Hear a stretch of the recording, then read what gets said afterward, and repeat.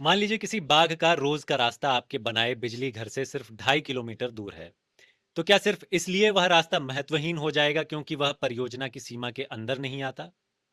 यही सवाल अभी मध्य प्रदेश के सतपुड़ा में उठ रहा है। वहां सतपुड़ा ताप विद्युत केंद्र यानी सतपुड़ा थर्मल पावर स्टेशन में 660 मेगावाट की एक नई इकाई लगाने की योजना है। परियोजना की लागत लगभग 12,000 करोड़ रुपए बताई गई है। अब इसकी पर्यावरणीय मंजूरी को राष्ट्रीय हरित अधिकरण यानी नेशनल ग्रीन ट्रिब्यूनल एनजीटी में चुनौती दी गई है। याचिकाकर्ता का आरोप बहुत सीधा है। परियोजना के पर्यावरणीय प्रभाव आकलन यानी एनवायरमेंटल इंपैक्ट असेसमेंट में कथित तौर पर कहा गया है कि 10 किलोमीटर के भीतर कोई टाइगर कॉरिडोर यानी बाघों के आने जाने का प्राकृतिक रास्ता मौजूद नहीं है।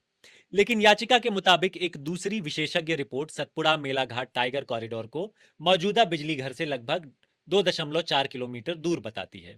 अभी ध्यान रखिए, ये आरोप है, एनजीटी ने इसमें अंतिम फैसला नहीं दिया है। लेकिन इससे एक बहुत दिलचस्प बात सामने आती है। बाघ को तो नहीं पता कि किसी ईआईए रिपोर्ट में 10 किलोमीटर की सीमा कहां खत्म होती है। और यहीं मुझे काजीरंगा की मौजूदा बहस याद आती है। असम सरकार काजीरंगा के आसपास नया पर्यावरण संवेदनशील क्षेत्र यानी इको सेंसिटिव जोन ईएसजी तैयार करने का प्रस्ताव लेकर आई है। अलग अलग हिस्सों में इसकी सीमा लगभग 1 से 3 किलोमीटर तक रखने की बात सामने आई है। फिलहाल पुरानी 10 किलोमीटर वाली व्यवस्था तब तक जारी रहेगी जब तक नया ईएसजी औपचारिक रूप से तय और नोटिफाई नहीं हो जाता। मुख्यमंत्री हिमंता बिस्वा शर्मा का तर्क भी समझना जरूरी है। उनका कहना है कि अगर हर तरफ सीधे 10 किलोमीटर की एक जैसी सीमा लगा दी जाए तो आसपास के शहर, घर, कारोबार और लोकल डेवलपमेंट भी बेवजह प्रभावित हो सकते हैं। और यह बात सही है कि हर जंगल के चारों तरफ 10 किलोमीटर का एक ही घेरा बना देना कोई साइंटिफिक सॉल्यूशन नहीं है। लेकिन फिर 1 किलोमीटर भी कोई जादुई संख्या नहीं है।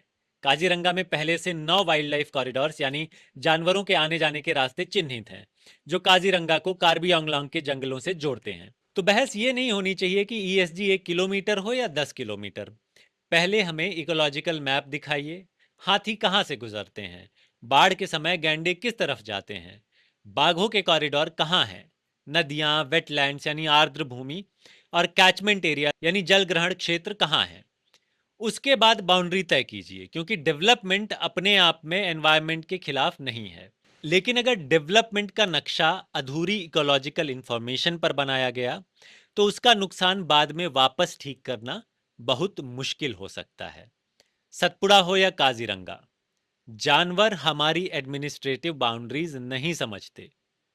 हमारी एनवायरमेंटल पॉलिसीज को उनके रास्ते समझने की जरूरत होती है।